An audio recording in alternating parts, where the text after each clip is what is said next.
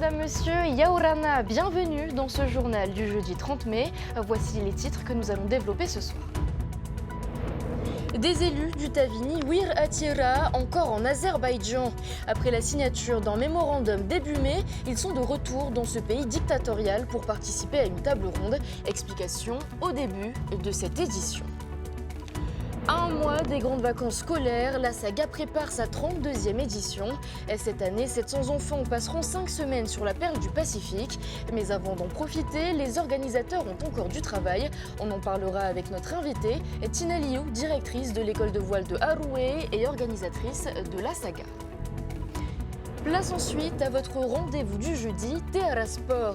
Oriane Otefao vous donnera des nouvelles de nos athlètes à l'étranger. Au programme ce soir, apnée et développé couché.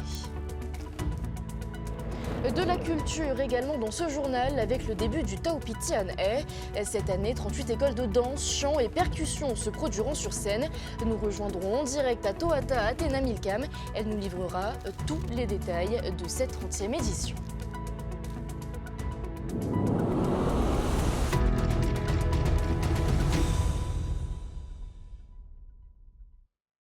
Le rapprochement entre les dirigeants indépendantistes et l'Azerbaïdjan s'accentue. Cette semaine, le pays dictatorial reçoit 8 membres du Tavini pour une table ronde.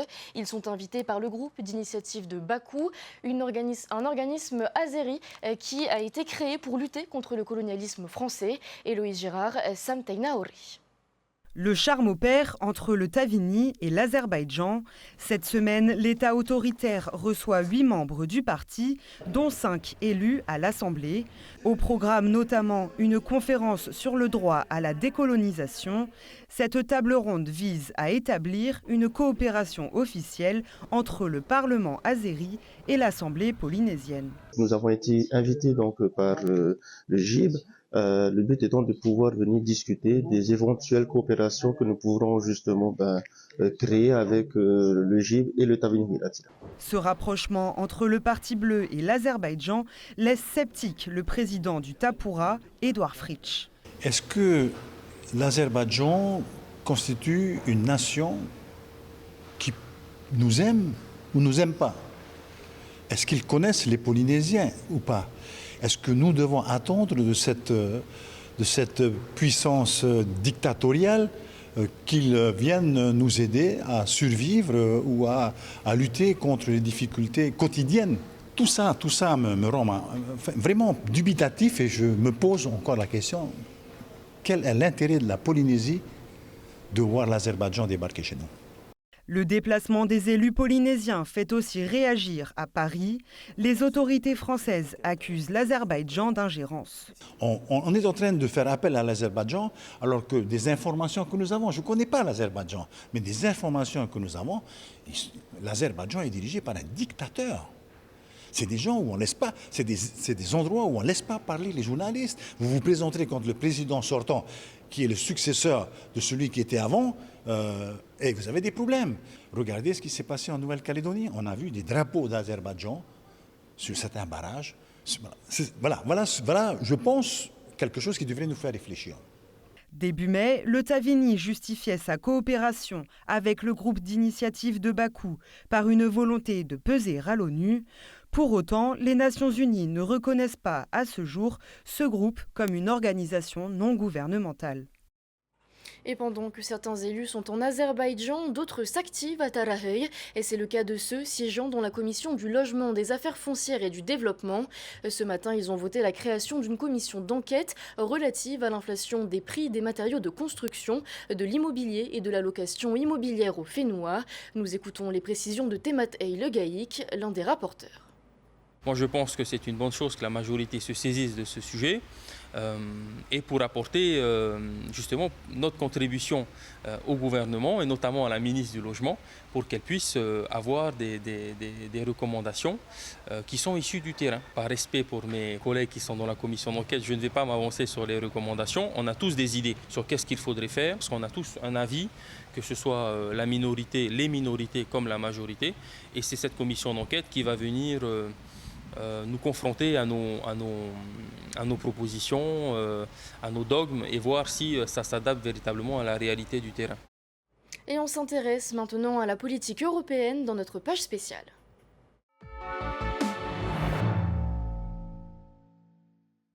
Le taux de participation aux élections européennes est historiquement bas au Fénois. Il a voisiné les 22% en 2019. Mais pourquoi les Polynésiens ne se sentent-ils pas concernés par ce scrutin? Réponse dans ce reportage d'Athéna Milcam, Esther Cuneo, Naya Bennett et Héloïse Girard. Il porte la voix des citoyens des 27 États membres de l'Union européenne. Le Parlement européen a 3 rôles principaux: législatif, de surveillance et budgétaire. Ces députés sont élus tous les 5 ans. Le prochain scrutin est organisé le 8 juin au Fénois. Des élections qui présentent un faible intérêt pour les Polynésiens, notamment du fait de l'éloignement et d'une méconnaissance de l'action de l'institution. Non, ça ne m'intéresse pas. Tant mieux rester sur notre loi, nous. Donc, est-ce que tu vas aller voter? Non, j'étais pas du tout au courant. Franchement, j'en ai aucune idée. Je m'intéresse pas trop à ça pour l'instant. Est-ce que tu sais ce que l'Europe apporte à la Polynésie? Non.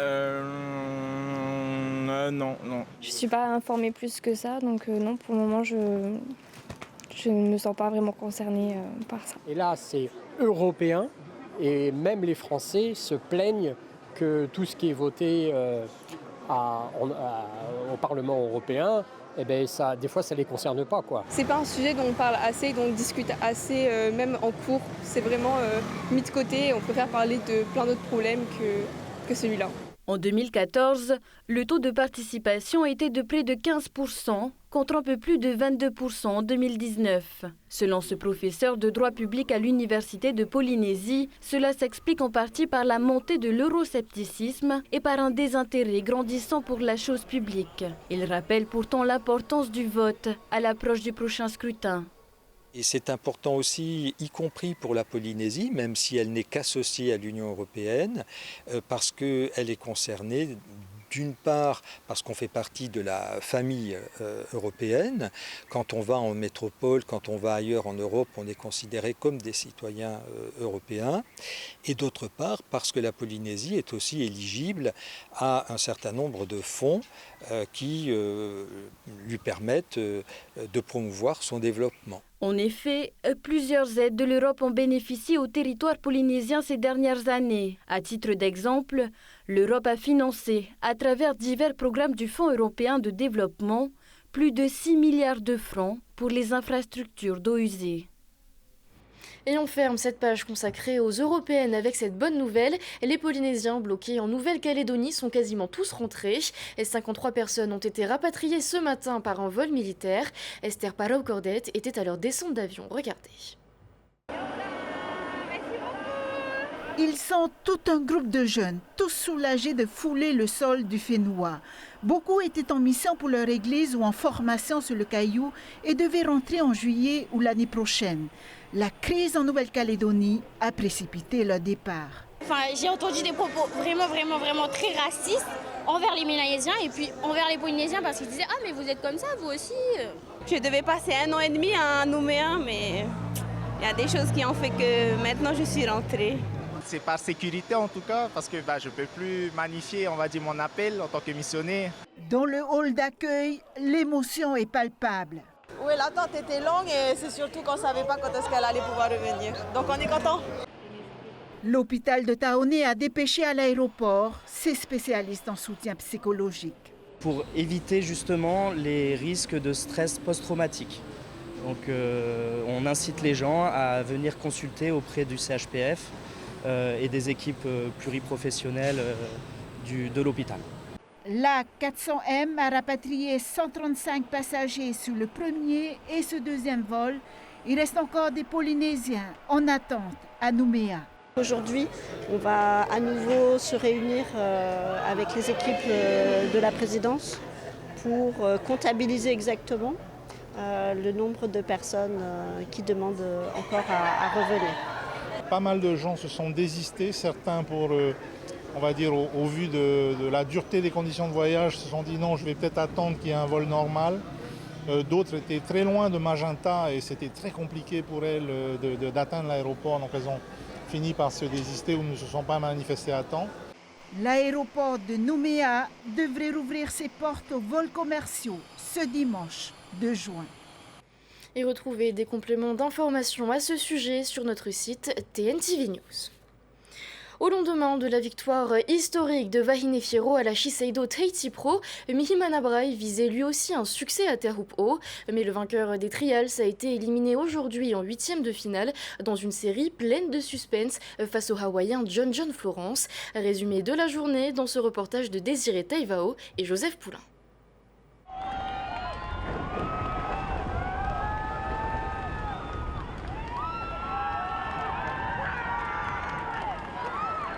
Cette vague dans les dernières secondes de sa série aurait pu offrir la qualification pour les quarts de finale à Mihimana Braille.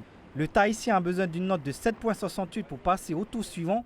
Après une attente interminable, les juges lui accordent 7,53. Et pour 14 petits centièmes de points, Mihimana Braille est battu par John Florence. Dur à encaisser quand même parce que honnêtement je pense que Teahupo a été là. Teahupo m'a donné la vague, du coup j'ai eu la vague au dernier moment, j'ai eu le score pour moi. Et voilà, après, c'est eux qui décident, c'est hors de mon contrôle. Face au double champion du monde, Mihimana Braille a été au niveau. John Florence prend la tête de la série dans les premières minutes grâce à une note de 8,17. Le vainqueur des trials lui répond dans la foulée avec un score quasi équivalent de 8,10.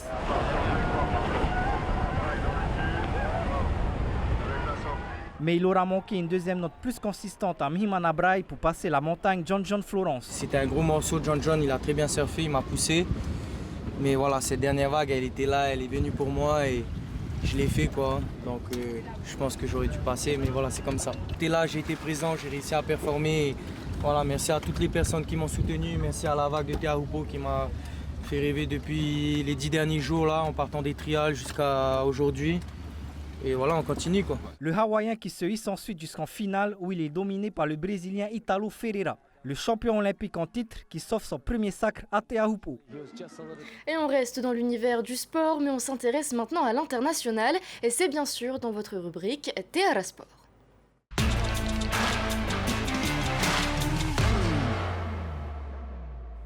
Et c'est avec Oriano Tefao que nous allons prendre des nouvelles de nos athlètes à l'étranger. Oriano, bonsoir. Yoranaïma. Alors on commence cette rubrique sous l'eau avec une sportive locale qui a excellé au championnat de France d'apnée le week-end dernier. Et oui, elle s'appelle Hinatea Penia Marere.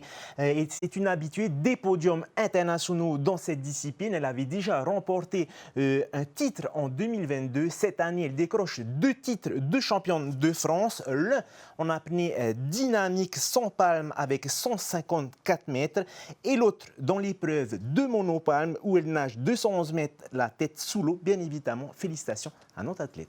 Et on prend maintenant des nouvelles des hommes forts du club de Nahiti, de Haroué et de Bora Bora. Le week-end dernier, ils ont disputé les championnats du monde de développé couché.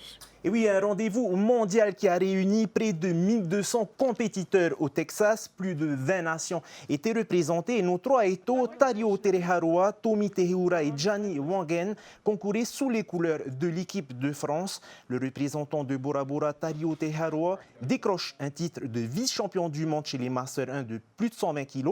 Il valide une barre de 235 kg. Gianni, lui, termine 5e en Master chez les moins de 120 kg avec une charge de 195 kg. Tomi Tehura finit 6e dans la catégorie reine, mais il a réalisé sa meilleure performance en soulevant 250 kg. Son résultat lui permet même de passer devant le champion de France en titre, Romuald Massé, qui lui a porté 245 kg. Le champion du monde, l'Américain Farod Jemsny, a atteint 285 kg. Félicitations à tous nos athlètes. Et voilà, Emma, c'était l'essentiel de l'actualité à l'international. Eh bien, merci beaucoup, Oriano Tefao, et à la semaine prochaine. À la semaine prochaine. Je vous le disais en titre, la 32e édition de la saga approche. L'opération permet à plus de 700 enfants des quartiers prioritaires de bénéficier de 5 semaines de vacances dans les îles. Et cette année, ils feront cap sur Bora Bora. Mais avant, les organisateurs et bénévoles terminent les préparatifs. Laure Philibert et Matai Horey les ont rencontrés. Regardez. C'est loin d'être les vacances pour les employés de l'école de voile et les bénévoles qui participent à la saga. Avant la 32e édition, il faut vérifier l'ensemble des embarcations qui seront expédiées aux îles sous le vent. 65 catamarans, 20 kayaks, 12 bateaux moteurs, 35 optimistes, 12 paddles et une goélette. Il y a énormément de travail. Il faut démater tous les bateaux, les catamarans, pour pouvoir les charger ensuite sur le Tahitian Wheel, les amener en remorque donc, au port. Donc tout vérifier, qu'il n'y ait pas de problème pendant la saga au niveau que les bateaux soient en bon état et que les enfants en profitent à fond en fait. Ce qui est bien dans ce lagon-là, c'est qu'on peut faire, quand les enfants se débrouillent bien, le tour de l'île le dernier jour par exemple. Bora Bora accueillera pour la 4e fois la saga. La première, c'était en 1997, puis en 2011 et en 2019. Tout le week-end, plus d'une centaine de bénévoles vendront des t-shirts dans les grandes surfaces de la zone urbaine de Tahiti et récolteront des dons. Il y a 3000 tricots à essayer de vendre avec la générosité des personnes qui vont bien vouloir les acheter.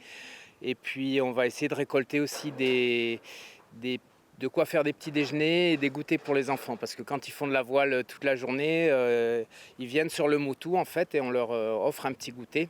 Des urnes seront aussi installées dans les commerces pour permettre au grand public de soutenir l'association. Et pour parler plus en détail de l'organisation, des particularités et du financement de cette opération, nous accueillons en plateau la directrice de la saga, Tina Liu. Yaorana. Yaorana Emma, Yaorana TNTV et tous les téléspectateurs qui nous regardent ce soir. Alors donc c'est la première saga sans Doudou, son fondateur, c'est désormais vous qui êtes en charge de l'organisation. Même si vous vous y êtes préparé ces dernières années, est-ce que ça reste un challenge pour vous de prendre en charge toute l'organisation ? Oui, c'est un grand challenge pour moi d'avoir pris donc, la direction de l'école de voile de Haroué et organisatrice de la saga. Donc c'est un défi que je me suis lancé. Donc voilà. Aussi j'ai une belle équipe qui me suit. Donc je pense que notre opération elle va se faire coûte que coûte. La 32e édition de la saga va donc bientôt débuter. Après toutes ces années, l'opération est-elle toujours autant populaire auprès des jeunes et auprès du grand public ? Oui, on a toujours donc un grand public. Cette année, on accueillera encore 720 enfants établis sur 5 semaines, soit 144 enfants chaque semaine, avec les différentes circonscriptions de la Polynésie française, les différents foyers, comme le Bon Pasteur, Tienouhéré, le SOS Village, la Fraternité chrétienne, et aussi donc des enfants des îles sous le vent suivis par les services sociaux. Je le rappelle, la saga est une opération destinée, vous l'avez dit, aux enfants défavorisés du Fénois. Pendant quelques semaines, vous leur permettez de sortir de leur quotidien qui peut parfois être difficile. Qu'est-ce qui est prévu en termes d'activités? Que leur réservez-vous? Alors, ils seront donc essentiellement, il y aura des activités voile. On aura aussi la mise en protection des familles, donc la sensibilisation. Donc, un gendarme viendra sur 2 journées chaque semaine pour la sensibilisation pour les drogues, aussi pour les téléphones portables et les réseaux sociaux aussi. Et aussi quelques activités sur le tressage avec des mamans de Bora Bora. Toutes ces activités, il faut les financer. Elles représentent un budget d'environ 56 millions de francs.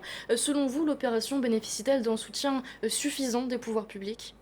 Oui, on a donc des subventions, on a des demandes de subventions qui ont été faites. À aujourd'hui, nous avons atteint environ 35% du budget prévisionnel, soit environ 20 millions. Il nous reste encore 36 millions à récolter et à recevoir, et aussi en attente de différents ministères que nous attendons encore aujourd'hui, et quelques partenaires et sociétés aussi.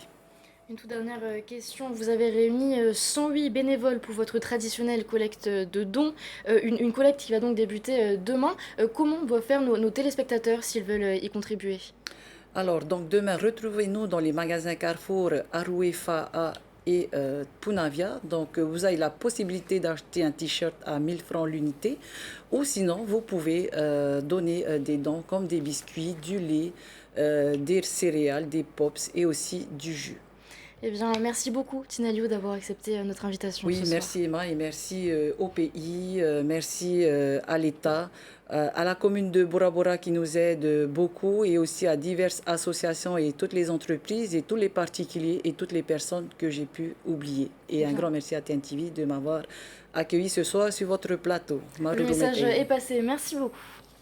Un mot de culture maintenant, et c'est ce soir que commence le Taupiti An-e. Avant de rejoindre notre journaliste en direct sur place, nous vous proposons de vous immerger dans les dernières répétitions des écoles Manohiva et Aratei. Voyez ce reportage de Moea Piron et Mathei Toutave. Une centaine d'élèves de l'école de Uriteiti Manohiva s'apprêtent à danser sur la scène de Toata. Elles sont âgées de 3 à 66 ans et préparent leur spectacle depuis quelques mois déjà. Leur thème cette année, Te Mauriora. Ils parlent des 4 éléments que sont la terre, l'eau, le vent et le feu. Si avec les adolescentes et les adultes, les répétitions vont assez vite, avec les plus jeunes, il faut prendre un peu plus de temps. Ça dépend aussi des humeurs. Il y a des fois où elles ne voudront pas danser, il y a des fois où ça nous étonne, où elles veulent complètement danser, voilà et tout. Et en fait, je pense qu'il faut juste savoir captiver exactement comment captiver les enfants en fait. À Aroué, l'école de percussion Aratei prépare sa prestation. Elle présente cette année 70 musiciens, 37 Oere, 10 ATT, 10 Eiriprau et 13 Pahutup Eirima. Elle a aussi choisi un thème proche de la nature, Arimiti. Avec ce thème, le directeur de l'école a voulu partager avec ses élèves la sensation qu'il a quand il glisse sur une vague, sensation qu'il retrouve dans la musique.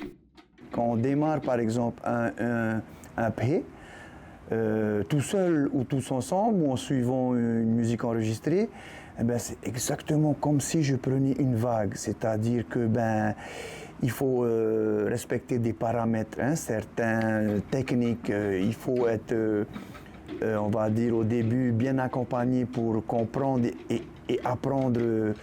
4 mois de répétition, 30 minutes de spectacle et des compositions qui n'ont pas été imposées par Pouehei, mais qui ont été travaillées avec ses élèves de Aroué, Travo et du centre Papa Nui. Après les répétitions, place au show. Les groupes ont commencé à se produire sur la scène de Toata. Nous rejoignons justement en direct sur place Athéna Milcam. Athéna, bonsoir. Le Taupiti An-e a pris encore un peu plus d'ampleur cette année. Bonsoir Emma, bonsoir à tous les téléspectateurs. Effectivement, il ne cesse de prendre de l'ampleur. La cérémonie d'ouverture s'est ouverte il y a quelques minutes et les directrices et directeurs d'école ont soufflé le gâteau d'anniversaire, un gâteau qui comptait 30 bougies, 3 décennies que le Heva des écoles, aujourd'hui appelé Taupiti An-e, ne cesse de prendre de l'ampleur, comme tu viens de le dire. De 3 écoles à ses débuts, il rassemble cette année 38 écoles, 30 en 2023, 27 en 2022. Plus de 2000 élèves monteront sur scène cette année pour célébrer leur culture. La relève est assurée et ça on peut vous l'assurer. 6 soirées sont au programme sur la scène de Toata mais aussi sur la scène du Grand Théâtre de la Maison de la Culture de Te Whare Tauhiti Nui. La première c'est donc ce soir avec le spectacle des élèves de Heiteiti et de Manohiva, mais pas seulement puisque les équipes de Te Whare Tauhiti Nui ont voulu marquer le coup pour cet événement anniversaire et lors de cette soirée d'ouverture avec notamment un Orero du jeune et talentueux Tuariki Teei, poulain du regretté John Merey. Les directrices et directeurs d'école ont également préparé un aparima, magnifique aparima que nous avons pu apprécier avec Ndieb derrière la caméra ici, depuis le haut des gradins. Parmi les invités, des grands noms de la culture comme Macao Foster ou encore Moyata Loglin. Dans cette aventure depuis les tout débuts, depuis 1994, mais il y a aussi la relève des directeurs puisqu'il y a de plus jeunes directeurs et directrices, une prestation qui a été suivie par celle de leurs élèves, 2 de chaque école, qui ont par la suite mis le feu sur cette scène mythique de Toata, une soirée d'ouverture pleine de surprises donc pour le public.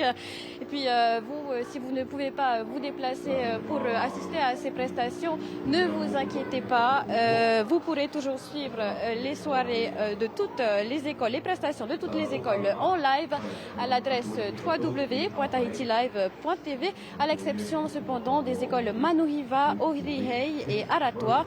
La séance coûte 500 francs pour contribuer à perpétuer notre culture et à assurer la relève. Voilà Emma, ce qu'on peut dire depuis Toata ce soir. Merci beaucoup Athéna Milcam pour toutes ces précisions et merci également à Ndieb derrière la caméra. Et si vous n'avez pas pu vous libérer ce week-end pour assister au Taupiti An-e, sachez qu'il n'est pas trop tard, d'autres groupes se produiront le week-end prochain. Avant de clôturer ce journal, avis aux cinéphiles, la fête du cinéma débute demain, elle s'achèvera lundi 3 juin. Vous pourrez profiter d'un tarif unique de 800 francs par séance dans tous les cinémas de Lille. Et c'est sur cette information que s'achève ce journal. Merci pour votre fidélité. Juste après, retrouvez vos émissions Moana et Toua. Elles seront suivies du film Coup de foudre à Venise. Demain, Davidson Bennett reprend les commandes du JT. Quant à nous, on se retrouve la semaine prochaine. Et d'ici là, prenez soin de vous. Retrouvez ce journal en replay sur notre site internet et notre application mobile TNTV.